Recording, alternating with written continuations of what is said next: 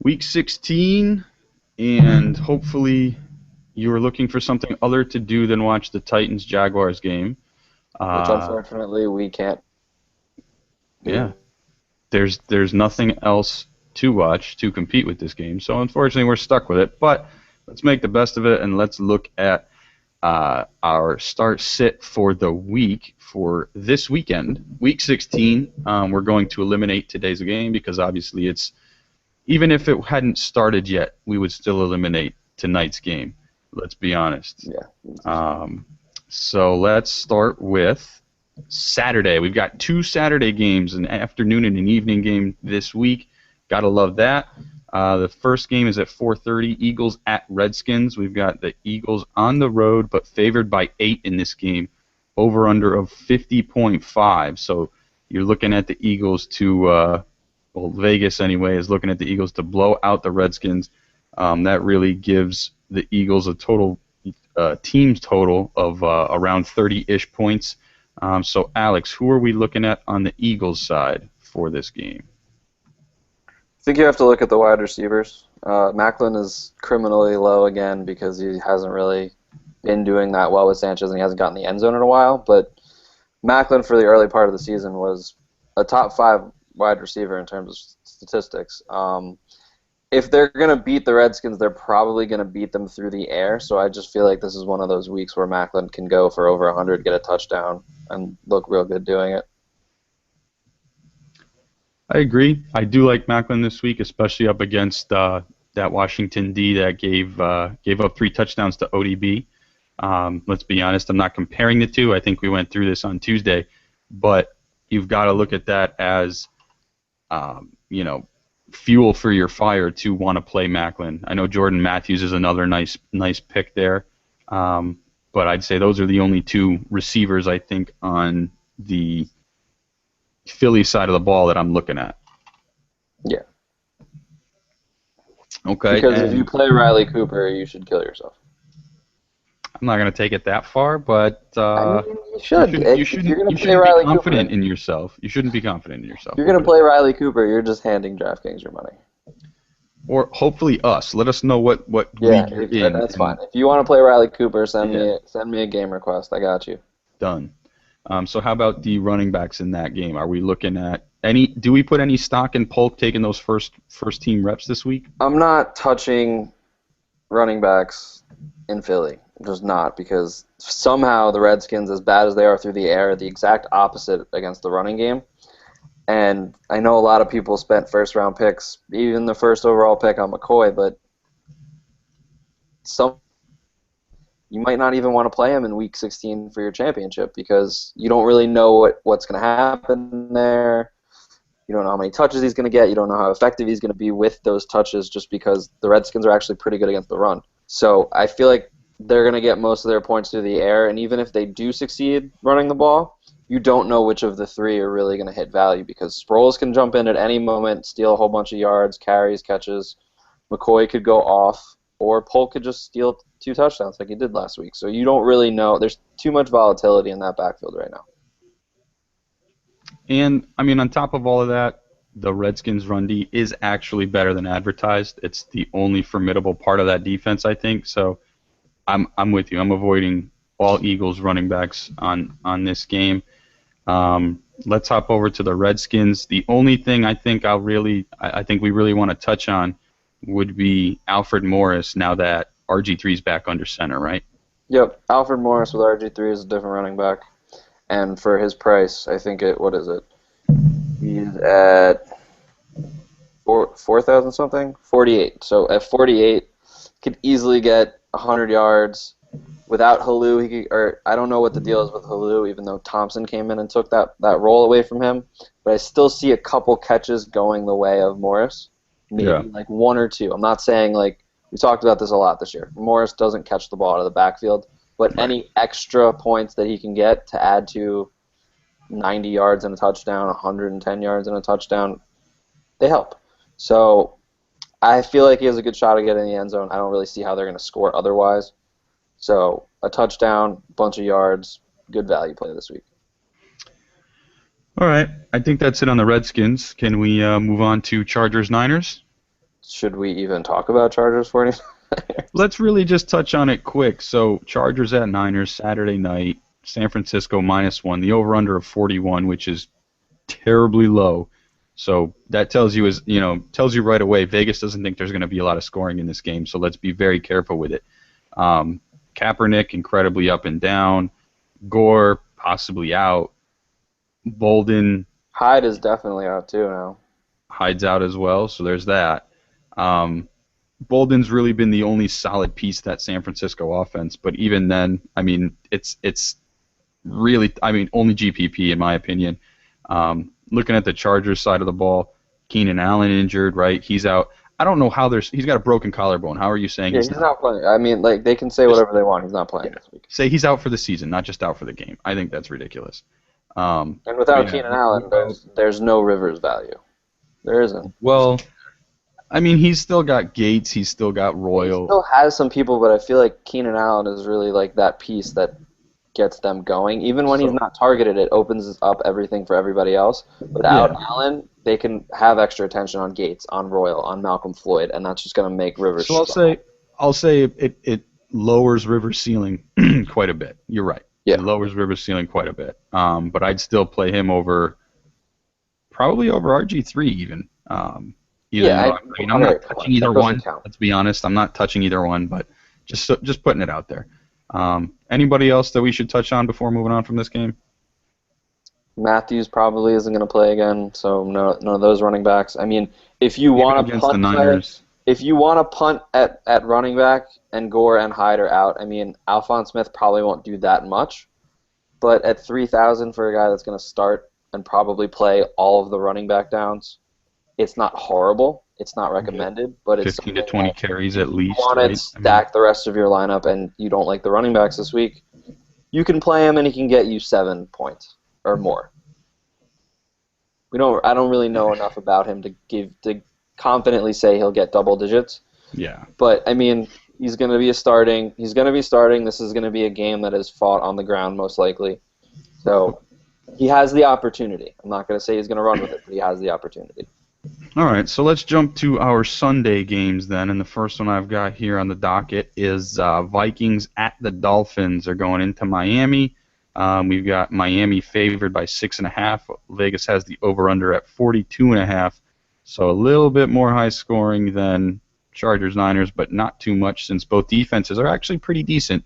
As we've seen them, we've seen the Vikings get a little bit better and better. The Dolphins actually kind of tail off the past couple weeks. So talk to me about anybody I should be looking at on the Vikings side of the ball. I'm probably going to want to punch myself in the face for saying this, but you know who's not a bad play this week? Matt Asiata. I know. Think about it. Like, he catches a lot more balls out of the backfield than people really give him credit for. He's been very trust me, I hate the fact that I'm talking about this, but he catches more balls than people think. Those are extra points. He owns the goal line carries, which has made him boom or bust every single week. He's going to get his opportunities. He's going to get some yards. If he can get in the end zone and catch a couple balls, he's not a terrible play. He's not a good play, but Miami's run defense has been struggling a lot more lately than they were early in the year. Early in the year, they were very good, other than maybe, I want to say, like 2 or 3 games where they gave up a lot of points. But they've been kind of leaky since then, and it's one of those things where he could get in the end zone. He could. He very easily could. All right. Enough on Matt Asiata. Who else? At running back, there's nothing else that I want to touch there. At wide receiver, but if Greg Jennings isn't playing, Charles Johnson is a great play this week. Okay, even on that Miami pass D, that's actually been pretty formidable. Yeah, but even though they've been formidable, they're still ranked 17th against wide receivers this season. Somehow, I mean, they have been pretty good, but take a look at the recency. Give me 1 second. They've allowed some pretty big games, especially PPR days, and the last 2 weeks in PPR, they've given up 2 receivers with double-digit points. Steve Smith and Kamar Aiken for the Ravens got 20 and 18. Both got in the end zone. Last week, Edelman had the touchdown. He had 21 points. LaFell had 12 on 6 for 66. So they're giving up points in the air.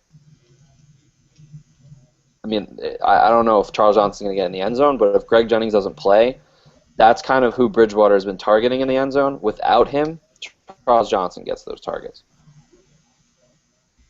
Yeah. No, I could see the targets. He definitely got the targets even with Jennings there. So, all right, what about the Dolphins side of the ball? I wouldn't touch Wallace. Just my personal. I don't really trust him. I know he had a good game last week, but they were down a lot. They had to throw the ball. If Jarvis Landry is healthy, obviously you guys know how I feel about Landry, and he went 8 for 90. He's a great PPR play. So, like, his ceiling isn't quite as high as Wallace just because Wallace is so explosive and can catch big plays. But Landry's going to get you 6 catches, 60 yards, maybe get in the end zone, and could do even more than that with more catches, which would be more yardage. Okay. I can agree with you on Landry. I like him as well. Like you said, full point PPR in DraftKings, half point in FanDuel. Always got to remind folks of that to make sure you guys keep that in mind. 3 points basically from Landry for that reason in particular. Minnesota's run D pretty good, so I'm avoiding, even if I'm avoiding that Miami running back anyway. I think that's about it from this game for us, right? Yeah, because both teams are spectacular against the tight end also. I think.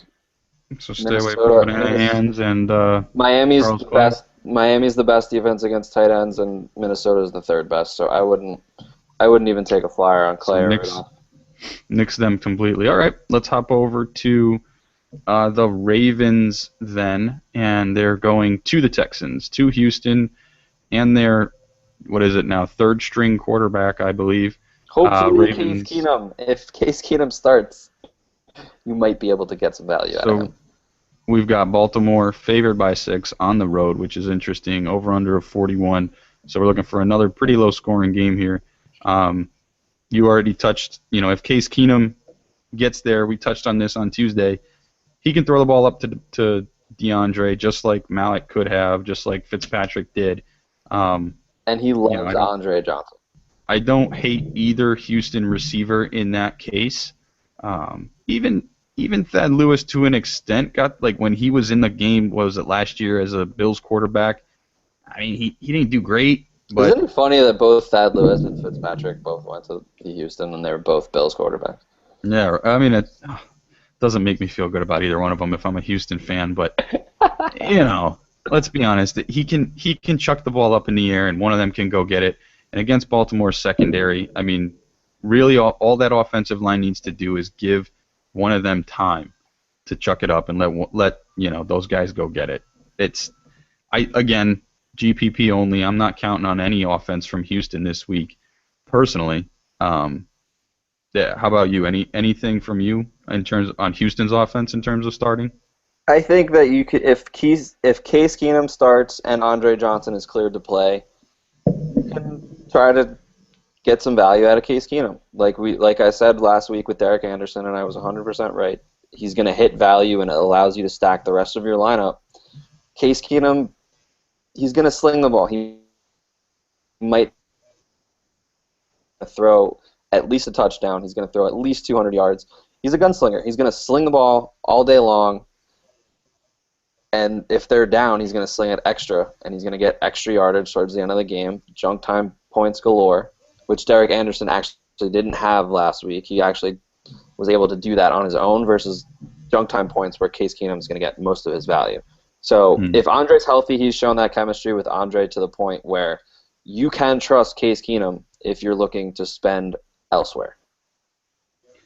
I don't feel like I trust Case Keenum to get me. You're not. Just because let's look at it when really quickly. I don't want to spend too much more time on him, but really quickly in the comparison to Derek Anderson, right? Anderson was with the team all year. Case Keenum was just picked up off the street last week. So I just don't trust that he's going to get you that same production that Anderson got you last week. No, I understand that, and that aspect of it I get. But the other aspect is Case Keenum. It's not like Case Keenum's just coming in cold, and we talked about this on Tuesday. He's not coming into this team cold. He has chemistry with almost everyone on this offense. He had but it's a different nice weeks with Andre last year. I mean, it's definitely riskier than the Derek Anderson pick was last week, and I would say only do this in a tournament if you want to just make a ridiculously awesome lineup other than quarterback. But he has a very good chance of hitting value. All right. Let's hop over then to Baltimore. I think, personally, if we're looking at the running situation, I'm avoiding Forsett this week as well. The Texans' rush D has gotten much better over the past few weeks. I do, however, like Steve Smith or even Torrey Smith in this game. I would lean more towards Steve Smith. I would too, just because he's going to get more targets. But as we've seen all year, Houston does have the potential and the propensity to give up deeper touchdowns. Yeah, but Steve Smith can do that also. I know Torrey is the guy, but I'm not arguing either way on that. I wasn't arguing for Steve Smith over Torrey. I was just saying either one can get you that deep touchdown, and that's why I think I like both of them. Now, what do you think about Flacco, though, after saying that? I mean, if they struggle on the ground, they're going to have to throw the ball, but thought the same thing last week against the Jaguars, and I don't think he did very much of anything, if anything. Yeah, he had 13 points last week. He had one touchdown. The Jaguars' offense really, didn't force them to throw the ball, right? They don't have the playmakers like we just talked about, Andre and DeAndre. Do you think that can really, change the game to kind of make it closer than Vegas thinks? Yeah, but then it takes Case Keenum to keep them in the football game. So if you don't believe in Case, don't believe in Flacco because he's not going to need to throw the ball. But if you believe in Case and his ability to get Andre and DeAndre involved, then yeah, Flacco's going to have to throw the ball. Okay. So you have to believe in both, or you believe in neither. It doesn't make sense talking about it, but like if you think about it, it does make sense that the only way Flacco is good enough for this game is if Case Keenum makes it a football game. You know who I don't believe in right now? That's Clipboard Jesus. That guy is just so and why bad. are you trading for him? He's so bad. Oh, my goodness. But that throw to Leon in the first quarter, that was pretty. Or second quarter, pretty. He's so bad. All right, let's jump to our next game, Lions at Bears. We've got Detroit heading into the Windy City, Soldier Field, 1 p.m. game. Detroit on the road favored by 9.5. That tells you how little Vegas and the bettors really believe in this game and in Chicago's offense at all. Over-under set at 44.5, so a little bit higher than the past couple games we've spoken about. Let's really quickly get the Bears over and done with. Yes or no question. No. The answer is no for every question you're about to ask. You punt Clausen. No. Okay. God, no. Now, next question. Any chance you're spending up for Forte this week? No.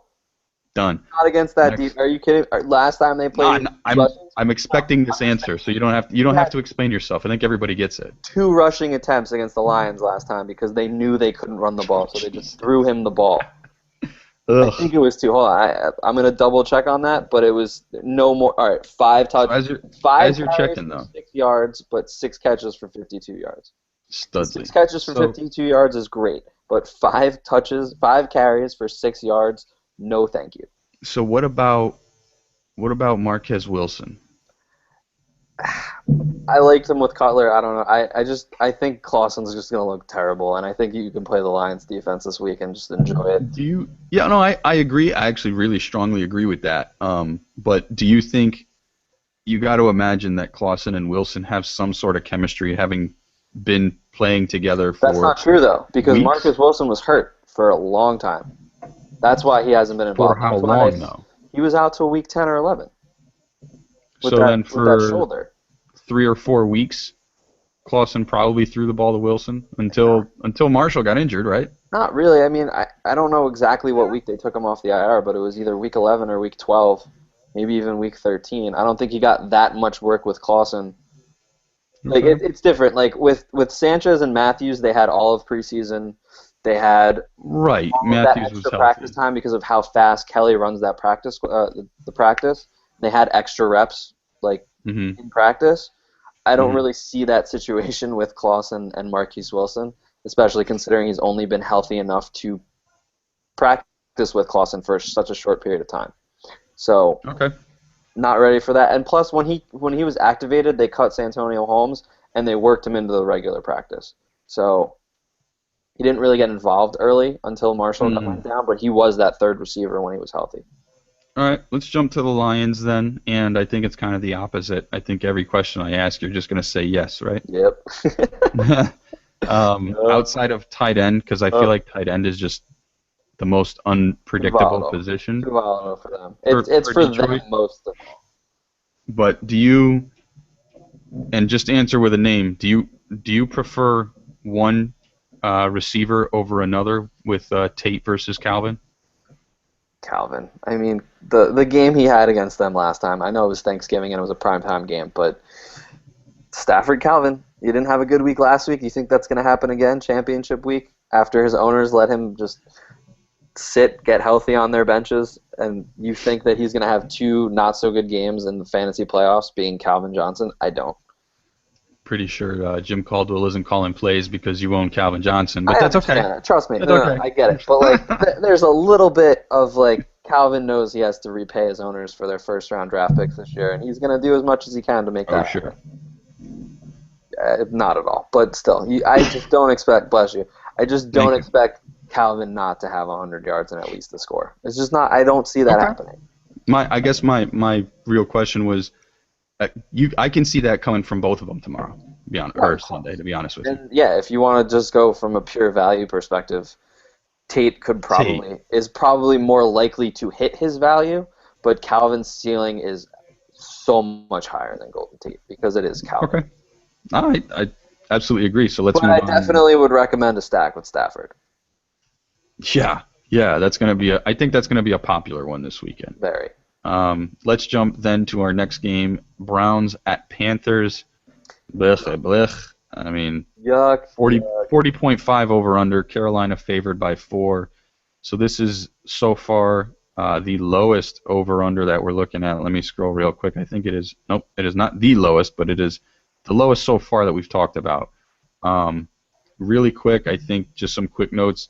I think we saw Cam Newton taking first team reps. Yep, I think he's playing.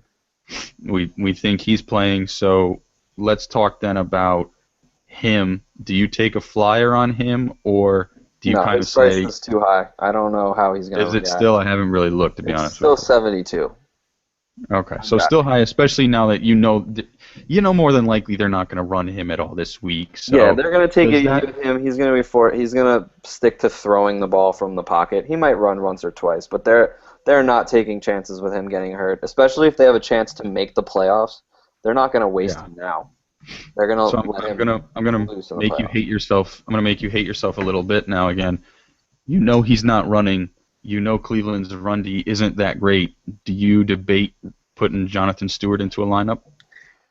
No. Unless if D'Angelo Williams doesn't play, it's a consideration. But we've seen this time and time again. Stewart gets on a 1 or 2 game roll, and then he just either pops a hammy, gets hurt. I mean, he did nothing last week, right? I'm not saying let's ride the gravy train. He did nothing last week. I'm just saying. But I'm saying we know that with Newton out and Stewart's price still isn't too inflated. At that price, can we see value going up against the Browns, knowing he's probably going to get 20 or more touches tomorrow, Sunday? No, because he's still more in this game. I'd rather trust Crowell for $900 less than go with Jonathan Stewart. Because the reason Jonathan Stewart is so entrenched in fantasy owners' minds because every year, once or twice, he has one of those big games where people are like, "Oh my God, Jonathan Stewart's back," saw a couple weeks ago, right? Crashes right back down to earth. And I just don't see him doing that again. I don't. Cleveland can. Well, you hate him. Cleveland's not bad against. You hate him. It's fine. It's not that I hate him. I love his talent. I really do. I've liked him for. Oh sure. But what? I said, oh sure. No, I really Really have. Years ago, I would always have him on my team, and I always think, oh yeah, he's going to beat out D'Angelo this year. Guess what? He doesn't. And he, So and he never did. All he right, never so did. let's.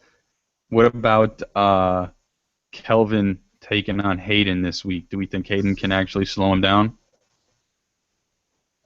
Yeah, I just don't see. This is the thing. If Manziel struggles like he did last week, there are no junk points for Kelvin this week. We're used to Mm. Kelvin being down, and those are his points, junk points. But last week we saw it.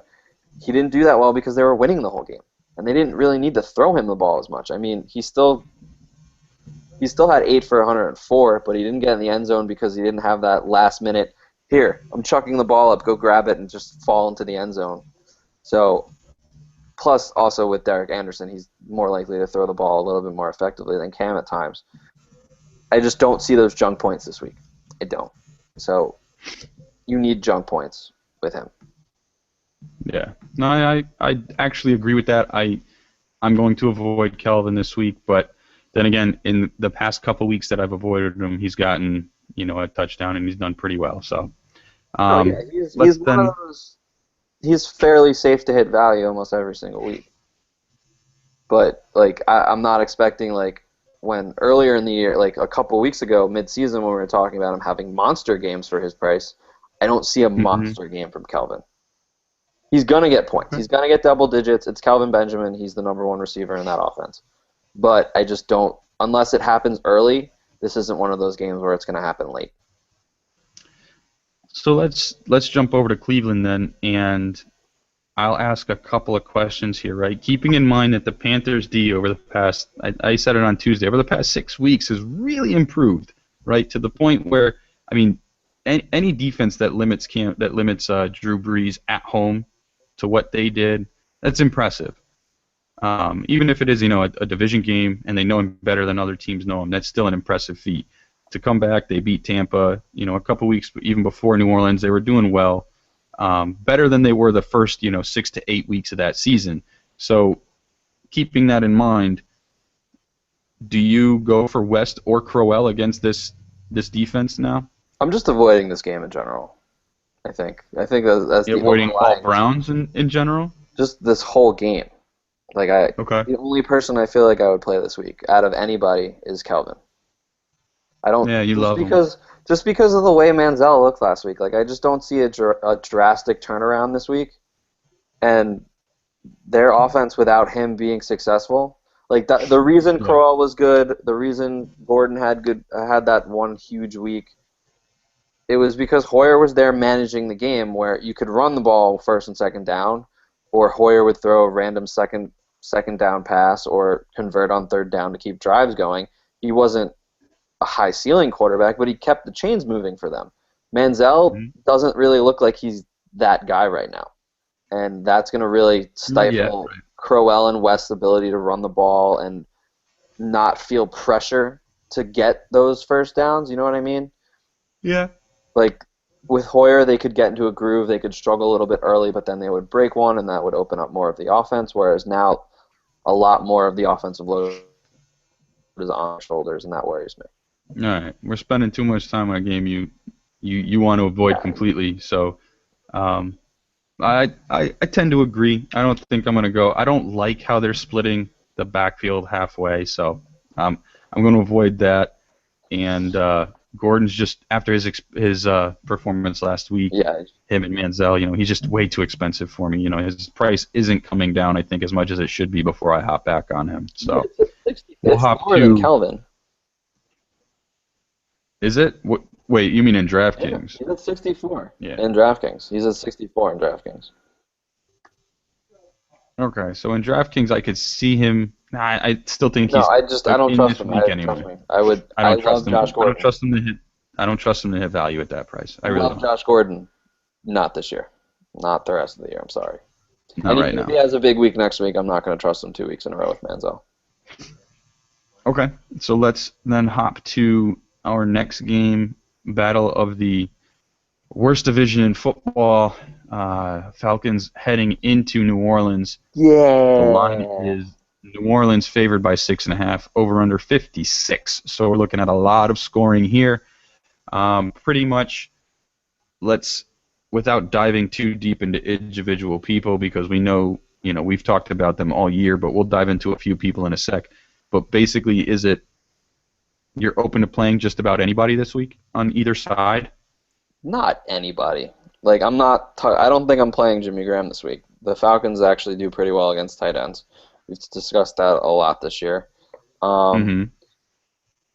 Let me throw some names out there. This is why I don't trust Saints receivers, because Josh Hill. Because you don't know where those touchdowns are going. This is going to be a very high-scoring game, in my opinion. I think the Saints get back on track at home, at least in terms of offense. And was that a pick six or was that Todman touchdown? Todman! No, is that really Jordan Todman? Jordan Todman. I mean, come on, man. Whatever. Go Jacksonville. Let's go. Although now there's no shot that we beat out the Texans for a draft pick, but I digress. All right, so back to the whole New Orleans. You don't know who's getting in the end zone. I feel like the only person right now that I trust to play would be Stills, because he's getting the targets, and that's a lie. He had 5 catches for 67 yards last week, so that his snap count has decreased though, right? We saw that. No, it decreased the week before. It went back up this week. He was on the field several weeks. Last decreased week. Though. It decreased from like 3 weeks ago, yeah, for sure. So because Nick Toon is now getting involved, I don't know why. Exactly. But you don't. Toon's involved. Meacham's healthy.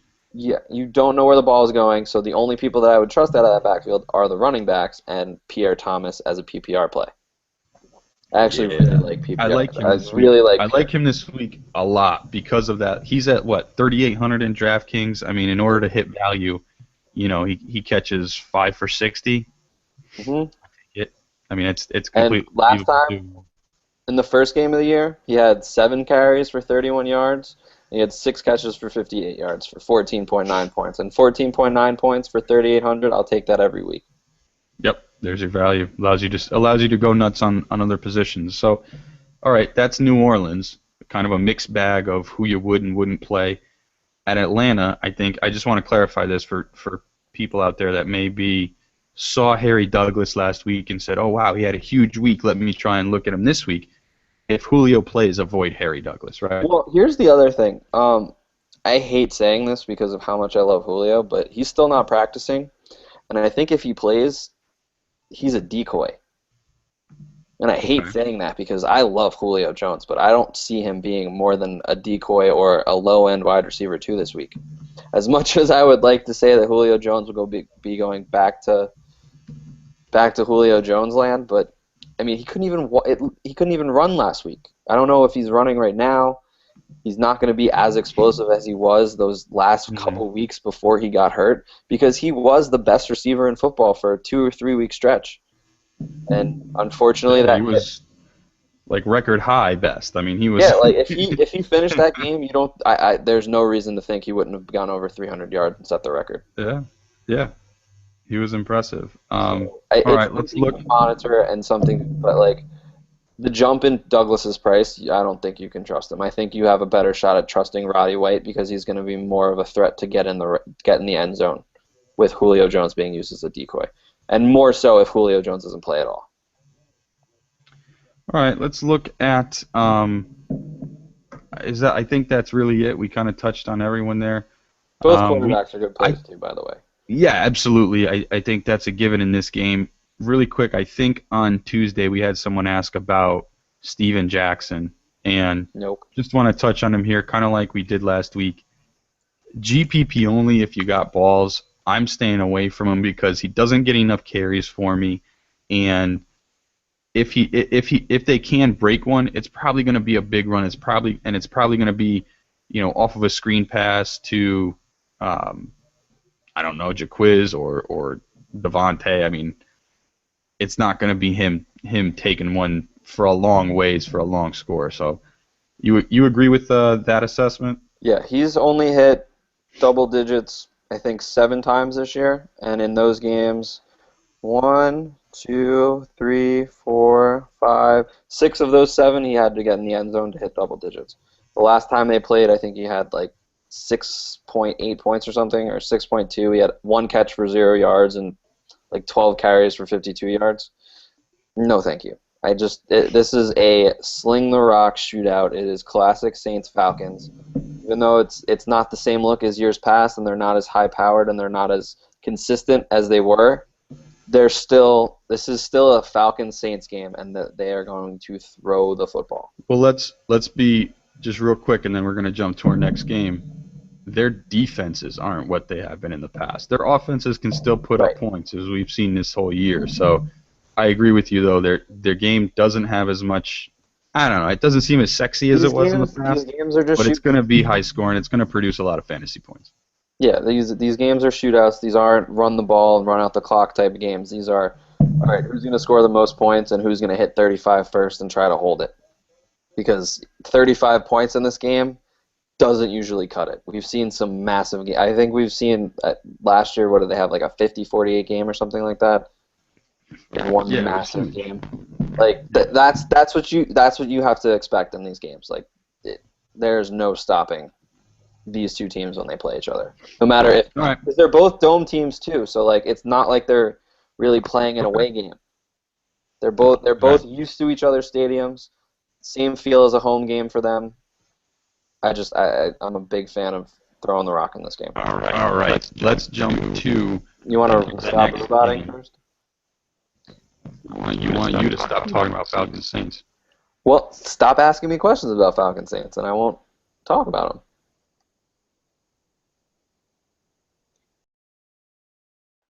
What's the next game, Chief? Next game, Packers at the Bucks. Packers favored by 11.5, over/under of 49. It's in Tampa, so they're away from Lambeau Field, but Tampa is 0-6 at home this year. Their defense as well, the past couple of weeks, been okay, not fantastic, but not as terrible as it was, the first half of the year.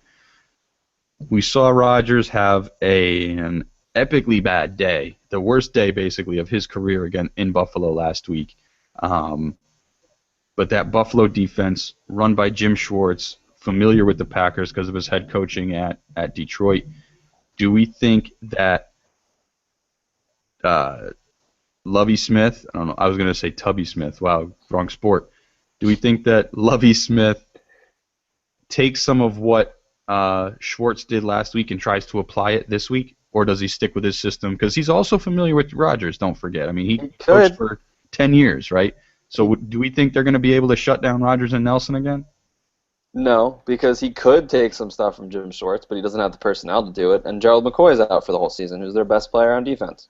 So I don't think they have the horses to stop him. They don't. And the only question that I have for you is Lacy going to play? Because I've heard some interesting things about the eye, or him maybe not playing. Because if he doesn't play, James Starks is a fantastic $3,000 play this week. So it's obviously up in the air. I agree with you. If he doesn't play, I'm all over James Starks. But if he does play, it's probably still going to be like a split backfield, right? It's probably going to be kind of what we saw last week, where Lacy comes in, gets some good burn, Starks comes in. They're kind of split down the middle in terms of touches. I mean, last week was so weird though, because they had success running the ball and then they got away from it and they never came back to it. They just kept failing at the pass. So I really think that they come back down to earth this game. They run the ball a little bit more, which sets up the pass a little bit better, and they're a bit more consistent. That's my opinion on this game. So that's it. I think you're with me. Nelson, Cobb, start them both. I like Cobb especially because we've liked him another week in a row where he didn't get in the end zone. That's not going to keep continuing. He's getting in the end zone sometime soon. I sure as hell hope so. So let's.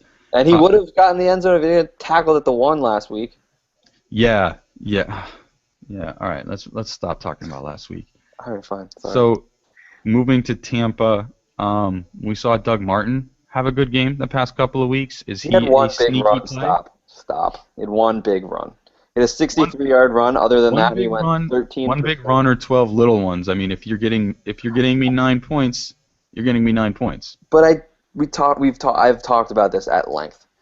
One big run does not make a consistent player to put in your lineups. Like, if you want to go by big runs, Chris Johnson is a superstar in fantasy, which he's No. not. Even Jackson with a He's 55 not even yard run getting big runs. he breaks some off sometimes. He gets you big chunk points. He gets you Not this points. year. But yeah, but the rest of his rushing attack, like Doug Martin has had one big run this year, and that might have been it was easily his longest run this year. Maybe not from 2 years ago when he had that huge game against Oakland. All I'm saying is he's shown some burst in the past couple of weeks, and I don't think his price really reflects it. Right, his price is still pretty low. So again, one of those players that his price is that low. Can he get that value that you're looking for? I don't think so because he has to get in the end zone. Okay. And you think Evans is more the target to get in the end zone? Yeah. I mean, he has what? 2 touchdowns this year? They don't really run the ball over there. They throw the ball. Cuz they have trees. They have trees to throw the ball in the red zone. You don't need to run the ball when you have 3 trees to throw the football to, and Jackson, Evans, and ASJ. Plus, also another little interesting tidbit with Martin. Other than the 63-yard run, he had 92 yards in the first half. He had 4 yards in the second half in a close football game. That game was close all game. They should have been running the ball. He had 4 yards in the second half. 13 carries, 33 yards if you take away that big run. Okay. All right. I mean, enough. We can move on from that game then. Let's see. Actually, no. Really quick. Vincent Jackson. I don't hate Vincent Jackson this week for some reason. His targets are there. I just want to point it out. His targets are there. The conversion rate is not. I don't know how you miss this guy so much, Josh McCown. He's so big. But freaking get the ball closer to him so he can catch the ball more often. And all right, we'll move on. No, I mean, you're 100% right. He had 10 targets last week. He had 17 the week before. Then he had a dud week against the Bengals. He had 4, and then he had 9 against the Bears in week 12. Like, this is a guy that since week 9 has had 9 or more targets in 5 of those 7 games. Exactly. That's what I'm saying. The targets are there. The production is not. Obviously, like you said last week, Evans getting all the touchdowns, but, you know, Yeah, he has 2 touchdowns this season, and they came in week 3 and 4. So you're not looking for him to get in the end zone, which really limits his upside. Yeah. But from a PR standpoint, he is so big, boomer bust, but like he has a lot of boom with that because he's getting those targets. But my issue with it is that he's 56 on DraftKings, and Mike Evans is only 60, so you're way more comfortable playing Mike Evans for an extra 1,000. Yeah, because he's the better target in the end zone. But I do want to put it out there. I do want to put it out there that the Packers DBs struggle against bigger receivers, right? They're Julio, both receivers. Calvin, the list goes on. The bigger the receiver, the tougher the tougher job they have. Sam Shields isn't a big guy. Tramon Williams isn't too big of a guy. I think he's maybe 6 foot. So these bigger guys have the ability to catch those big passes, just like Calvin. So just putting it out there, I wouldn't be surprised if Evans gets in the end zone again. I just feel like Evans is the more likely to have a game like Julio did 2 weeks ago. All right, so let's. And that's worth the extra 1,000. No one's going to have a game like that again the rest of the year. But but I'm saying comparably, like that type of game where they just one guy is dominating, the most likely person is Evans versus Jackson. Because you could go up early and they're just going to sling the rock and it's going to go to Evans. Let's move on. We've got too many more games. Talk about Vincent Jackson. Let's go to Chiefs Steelers. Steelers getting 3 points at home. OU of 46.5. I will just let me read off names and you tell me start or sit. Jamal Charles. I don't think so. Not at 8,000. GPP only? Sure. Okay. Kelsey? Yeah. You can play him. He's a little expensive. Me personally, like spending lower than what he is at tight end, but 3 of the last 4 weeks he's been double digits. And he's been getting in the end zone. He's finally been I feel like he's been the leading receiver for them for the past few weeks. As he should be, but it's Kelsey. We've talked about like maybe Andy Reid's finally getting it. And he's finally realizing that Kelsey is the only way that they can do anything through the air that's not a running back. But there's always that chance that Fasano comes in and just vultures another touchdown. So let's then say Alex Smith. Nope. I think he's got decent value this week because I honestly think the Steelers are going to go up and the Chiefs are going to be playing from behind. And Smith.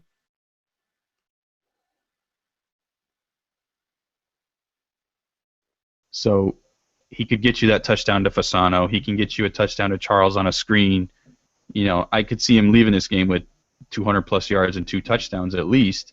And, again, hitting value for his price.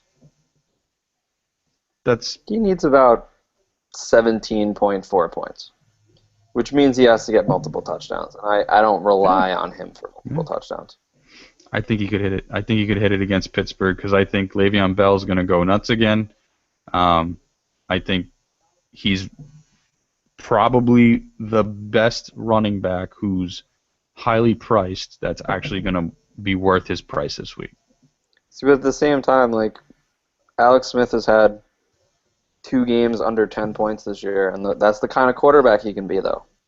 So that's what worries me, is that he can just suck. Roethlisberger, you think he blows up this game as well? Yeah, he has a very good chance. The thing is, though, Kansas City's actually really good against quarterbacks and very bad against running backs. Well, their pass rush is pretty good. Right. For his price, I feel like there are other options to go with than Roethlisberger because it is kind of high-ish right now. I think I'd rather go with like Ryan in that shootout or spend up a little bit and maybe go with like a Breeze or Braves, the Jets. There are better values, and I feel like there are some lower guys that could have better days than him because I think you touched on it just a minute ago. It's Le'Veon Bell's day.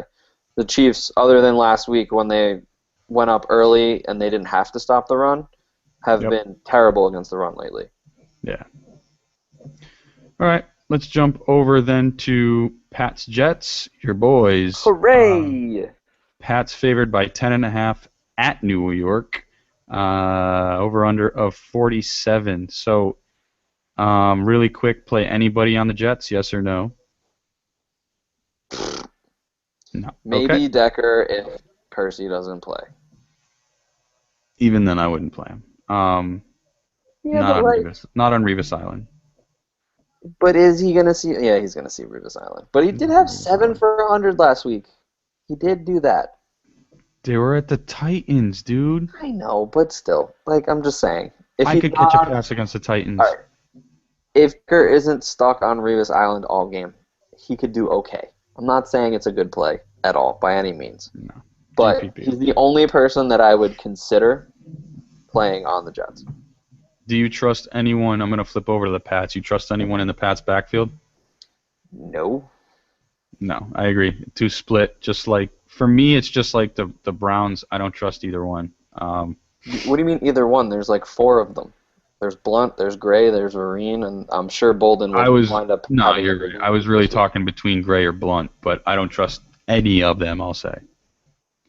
I think Vereen's going to have the best day of all 4 if we go by last game, because he shredded us last time, and Belichick likes to make us look stupid. But you don't know.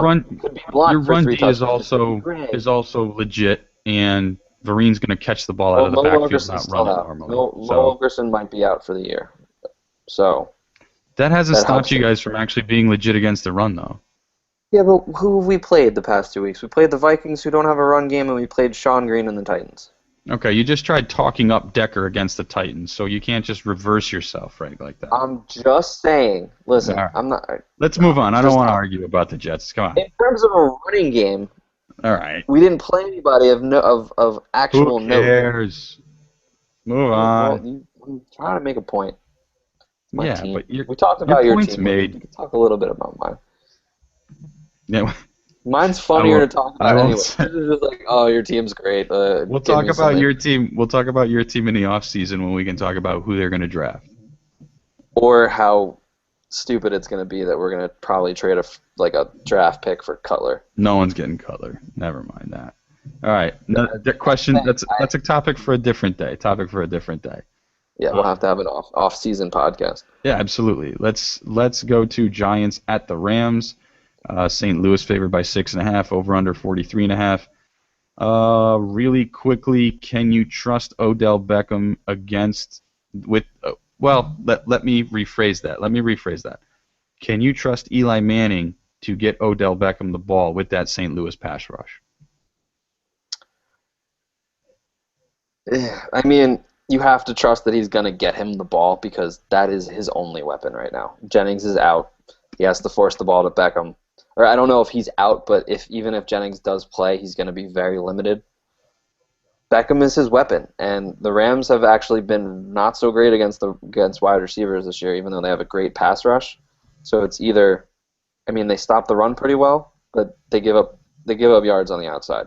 So if Eli stays up enough, then yeah, Odell Beckham Jr. can have a big day. But at 9,000, he's the most expensive wide receiver this week. He has to have 27 points. Has to. That's a tough ask.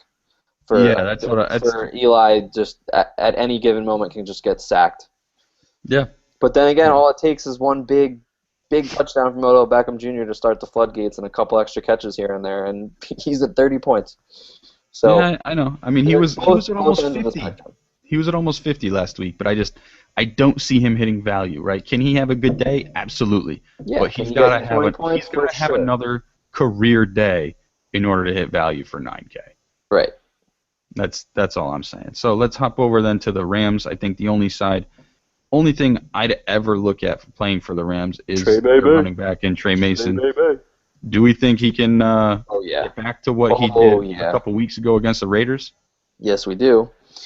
Beautiful. I touched on this Tuesday. In games where Trey Mason gets 18-plus touches, they are 5-0.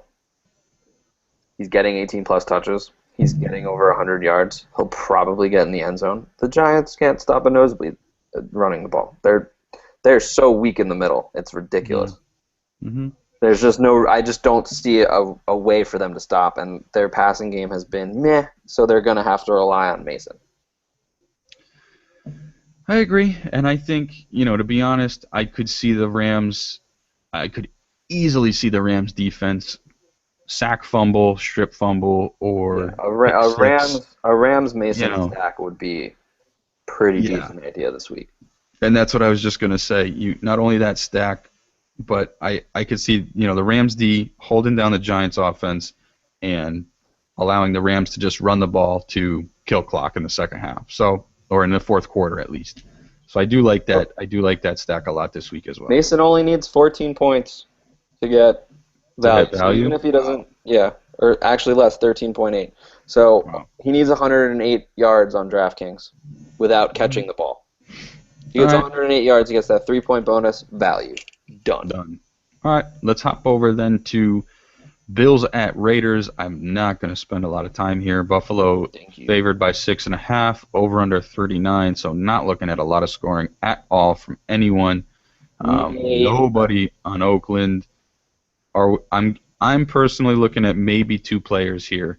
One, Fred Jackson. Two, Sammy Watkins. I'm going to go in a slightly different direction. One would be Fred Jackson, and two would be the stack with the defense. Okay, better. Which is a little more expensive than the Rams Trey Mason one, but the better thing about the Fred Jackson Bills stack would be A, the Bills are going to get to Derek Carr. A. B, they're going to force turnovers. And C, Fred Jackson will catch balls. So even if he doesn't have a great yardage day like I think Mason will, Mm-hmm. He's going to have like 6 to 8 catches or even more for 50-plus yards. Some carries here and there for another 30-plus yards. Good red zone opportunities. He's a very underrated back, and even if CJ Spiller, and we talked about this, even if CJ Spiller is back, I don't see him cutting enough into that workload yet because they're trying to save him for the playoffs. Yeah, and it's Jackson isn't at the point where he's so overpriced or highly priced that he can't afford somebody taking a couple carries from him either. Right, and 2 weeks ago against Denver, he had 10 catches for 72 yards. Yeah, great weapon out of the backfield, and we keep harping on it, right? Points per reception. Gotta love running backs who catch the ball out of the backfield. All right, that's it on that game. Let's jump to a big game here. Colts-Cowboys, 4:30 game. Dallas favored by 3, over-under of 56. Ooh, we like. So we touched on DeMarco a little bit, I think, on Tuesday. Broken hand, but has surgery.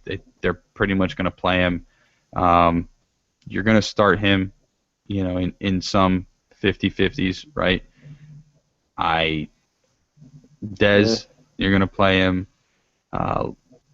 Luck, Ty. I guess the big question comes down to, do you think Moncrief can actually put up any points this week? If Ty is limited, absolutely. But if he's not, you don't know where those extra targets are going. Plus, I mean, even if DeMarco doesn't play, the Cowboys are still going to run the ball, and that's going to limit Luck's opportunities on offense. So in your flex spot, who'd you rather have, Moncrief or Allen? Dwayne Allen. Dwayne. He gets the red zone. He gets the red zone. All right, exactly. Cash game, Dwayne Allen. Tournament, Moncrief. Because Moncrief's upside is astronomical. I agree. Dwayne Allen's ceiling is like maybe 10 to 12 points, but you're going to get a touchdown floor. So a touchdown catch for 1 yard, you have 7.1 points already. And it's usually a little longer than a yard, and he usually has like 3 catches for 30 yards. So touchdown Dwayne Allen. They're terrible against tight ends. I see a pretty solid week for Dwayne Allen ahead. I agree. Also, I love Dunbar this week if Murray's out because of the people. Oh, absolutely. I mean, I was going to say that's a given, but it's probably not to. It's not a given because Randall's going to be the one that runs the ball, and Dunbar's going to be the one that catches the ball, and it's Scott Linehan's offense. Joik Bell and Reggie Bush both had huge weeks together. Yeah. In this offense where Reggie catches the ball and Joik runs it. So Randall is Joik, Dunbar is Bush. They're both very, very good running backs. It's not like the Cowboys automatically lose this game if Murray's out, like people kind of are thinking. Both of these guys are more than capable of scoring fantasy points if Murray misses time. Right. I don't know if they're capable of carrying them to like a Super Bowl game, but let's be honest. They can help them get into the playoffs at the very least. Let DeMarco get a little bit more fresh because he has the most rushing attempts in the league right now, probably still. Yeah. Give him a little rest. You're gonna make the playoffs. You already beat the Eagles. You just have to win one more game, and you're in as the division leader. All right. Let's hop then to Seattle at Arizona, Sunday night game. Seattle favored by 9 on the road in Arizona, over under at 36. Are you touching anybody on the Arizona offense?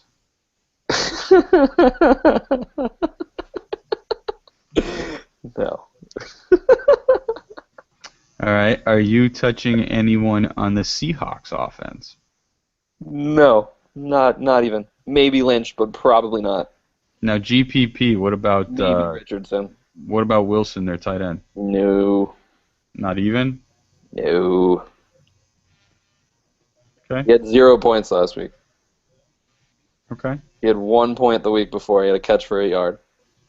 If any tight end, if I'm going to use any tight end on the Seattle offense, you know who I'm going to use? Tony Moeaki. That guy. Their tight end too, who gets red zone looks.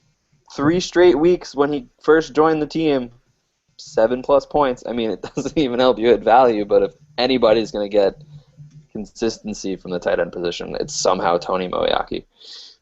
So, no thank you, tight ends in Seattle. The only person that I would touch, and this is in a tournament, is Paul Richardson, because we've seen his role increase a lot. The past few weeks, absolutely. And Paul Richardson's still 3,000. Yeah. And last week he got you in the end zone, got you 12 points. All right. Let's hop over to the Monday night game, last game on the schedule. Broncos at the Bengals. Denver favored by 3.5 on the road. Over under of 47.5. Instead of asking start or sit directly, I'll ask you some different type of questions here. Do you think Peyton can get back to being Peyton here against this Cincy secondary? I have to answer that with a maybe, because I don't know if he's healthy enough. He still, like, I saw his interview today. He looks sick. Still looks like he's dealing with the flu. CJ Anderson. I mean, the problem here is that both Peyton and both CJ look like they need a rest for a week, but neither of them is going to get that. I think my favorite play of this would be taking a flyer on the Broncos defense, because Dalton is so bad in primetime. Dalton is horrific in primetime. I think he's 2-6 in 8 career games on Sunday or Monday night. So, I mentioned. I know the Broncos Cincy's are going to win. I just don't know how they're going to score their points. I mentioned Cincy's secondary. They're actually pretty good, right? Especially over the past few weeks, we saw them do pretty well. Their run D, however, has done very, very poorly. So, leads me to believe another big C.J. Anderson week here. Right, but those first 2 weeks where he looked fantastic, I think he had over 5 yards per carry. But the last 2 weeks, he's averaged 2.9 yards per carry. So that's a little worrisome for me. I'd like to see him have his touch. This, for the pure football fan in me, I want to see them dial his touches down so that he can be as good as possible in the playoffs, because that's when it really matters for this team. And this is a team that I love Peyton Manning. I've been the biggest supporter of him in the Manning versus Brady, who's the best quarterback argument. I think Peyton Manning is the best quarterback to ever play the game. So part of me roots for them a lot. So I want to see a healthy C.J. Anderson in the playoffs more so than I want to see a healthy C.J. Anderson Week 16 on Monday night. Okay. So that's all you, right? Nobody cares about what you want. No, yeah, for sure. That's entirely my opinion and understood. Sorry, I had to pick on you for that. No, I completely warranted. But what you said though really makes a lot of sense. I mean, they're giving this guy a lot of carries over the past 4 weeks. He's had over 20, and in one of them was over 30. Right, and I understand that he's fresh because he's only played really these 4 games. I mean, he's had small roles earlier than that, and that he's fresh coming into midseason form. But 4 straight weeks of that kind of workload for a guy that hasn't been the starter since his sophomore year in college, which was 2 years ago, that it'll wear on you. You can't just come into a situation and just automatically start running the ball 100 or more times in a 4-week span after not taking that beating for what is now 2 years. That's a real tough ask for anybody. And as talented as he is, it just looks like he's a little tired. And anybody's going to be tired after that workload. I mean, it's a ridiculous workload to be tossed into. So anyway, I still think he can have a decent game. I would agree with you, right? If you're a fan, you want to see those carries decrease. If you're a fantasy owner, you want to see them stay the same. You want to see his production stay the same because it's been pretty good. But like you said, but let's real quick. 2 weeks ago, they went against the Bills, one of the best defensive lines in the league, if not the best. And last week they went against San Diego. Yeah. And where Peyton wasn't healthy, and they had wasn't healthy, and for sure. Right. So I'm just playing devil's advocate with that to try and say, the past 2 weeks he clearly wasn't going to do well, or you at least have an excuse for those poor days. Whereas this week, I think that defensive line for the Bengals can be had. Right. Do you think, now let's flip over then to Cincy. Actually, no, Nope. let's stay in Denver really quick. Emmanuel Sanders a go this week? I don't know. It's because I don't know what Peyton's going to do this week. I think they're unleashing the throwing of the football in the playoffs, and I think they're just going to coast their way into 2 more wins. They're playing Cincinnati. Cincinnati's not going to beat them. The Broncos' defense is going to beat the Bengals, and they're not going to really have to do much on offense, and they're going to they're saving things for the playoffs. Like I just have this gut feeling that they're just going to explode when the playoffs happen. So Broncos Anderson stack? It has potential. If you think that Anderson's going to get that load, then yeah. But I just this week I don't want to play C.J. Anderson just because of all of the things that I just said. That he looks tired, the yards per carry is going down.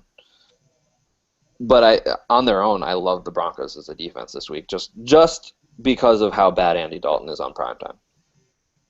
Okay, and then let's switch to Cincy. I know you just said nope, but any chance Nope. Jeremy Hill hits value this week? Nope. Any chance Andy Dalton is a dark horse? Did you not listen to everything I just said? No way. But yes, he's he's the darkest horse.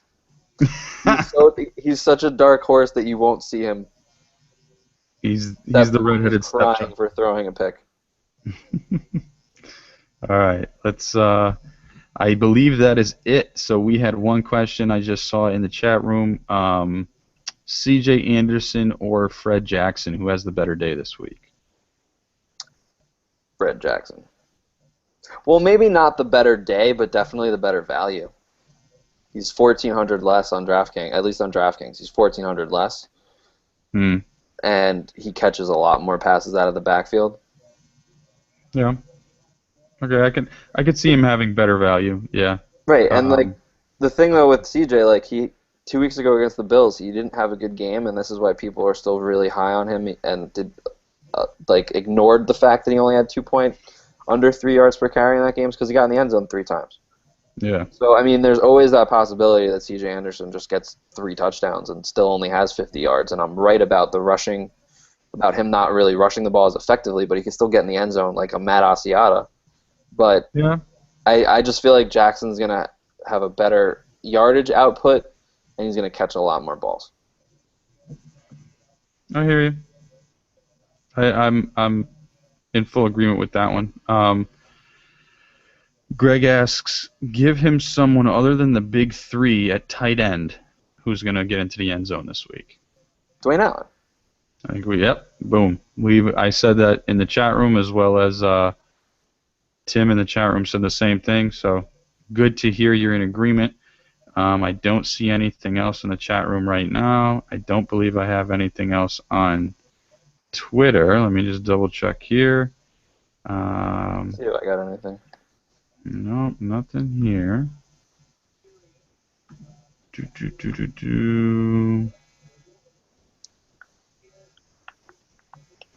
Let's see. Were there not questions from Tuesday? No, not really. I mean, we touched on a few that night. I didn't really have anything left over.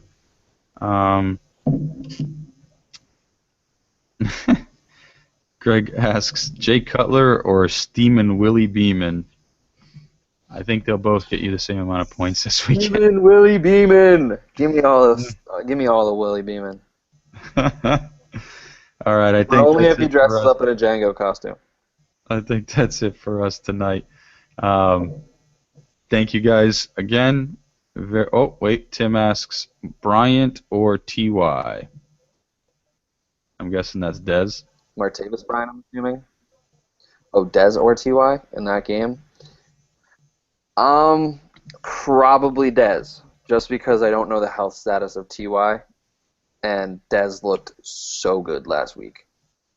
I have to. So I'm gonna say one thing. I agree on the concern about T.Y. because hamstring injuries. There's 2 kinds of injuries that I really don't like to mess with: hamstring and ankle. Right. And both of those can hinder movement completely. They can hinder speed, everything. And both of them can just flare up, after running the route the wrong way, and that's it, right? Just kick them right out.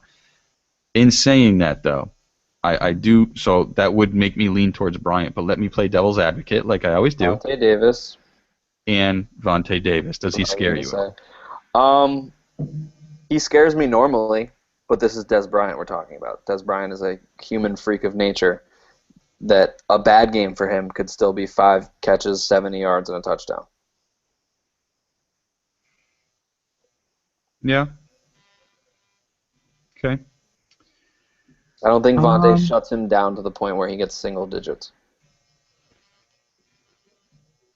Especially if Murray's out. They're going to sling the rock more. Yeah. If Murray's in the game, definitely gonna open up some lanes for him for sure. Yeah. Let's look at the next question. Vincent Jackson or Mike Evans? We looked at that a bit. Mike Evans to get in the end zone. Vincent Jackson, I don't mind though in a GPP. I think we touched on that earlier. Higher PPR potential, but Mike Evans higher potential in general. Right. Greg asks, serious question, what's up with Luck? Feel like he hasn't looked dominant like earlier in the year. I'd agree with you, 100%. No Ahmad Bradshaw. I was just about to say, look at the running back situation, right? He had Bradshaw earlier in the year. That's when he really looked good. Even when he started not having Bradshaw, like we had, 1 week there where Herron looked okay. But I think everyone kind of sits back and realizes, okay, if you want to try and beat us with the run with Trent or Boom Herron, go ahead and try. And, they just can't. They keep going back to the pass, so they sit their guys back and try to defend against Luck. Saying that, I don't know about their offensive line, though. I haven't really paid any attention to Indy's offensive line. So if they're running backups in there, I mean, Luck's going to be running for his life. Yeah. Then I have a quick. What's the spread on that game? Which one? The Cowboys. Colts. Cowboys. Let me scroll down. Cowboys are favored by 3. Cowboys are favored? Yeah, it's in Dallas. True. Who are you picking on the spread? I have to ask you that question. Considering Luck without a running back. Yeah. If I had to pick a team here, I'd have to take Dallas at home. Fair. See, I just see this being one of those games that Andrew Luck has just come so accustomed to where they may not win it, but it's going to be less than 3 points. It's going to be one of those games where a field goal at the end either wins it or loses it. Thus, the Colts are the spread play, even if they don't win. I think Dallas wins this game, but yeah, close. Yeah, I mean the spread even says it, right? 3 points, a home team gets 3 points regardless. Yep. So Vegas basically says it's going to be a pretty even game.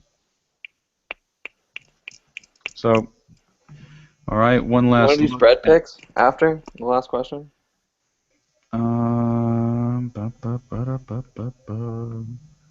Let's start that next week because I want to. If we do that, I want to track it, and I don't have anything set up to track it.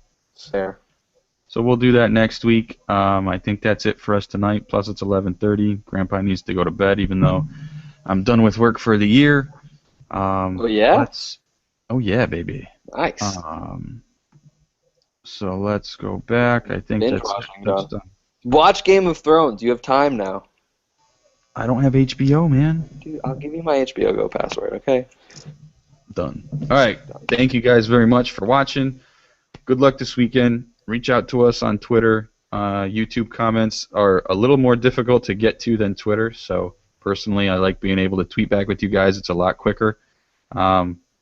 At MN Milano, he's at Alex Hanowitz. Read his DFS stuff on fantasyknuckleheads.com. Subscribe. Follow us everywhere. Go to the description here if you want to check out the optimizer on fantasyknuckleheads.com. And again, thank you guys very much for watching. We appreciate it. Reach out if you guys have any questions, and we'll catch you next time. Good luck this weekend, guys.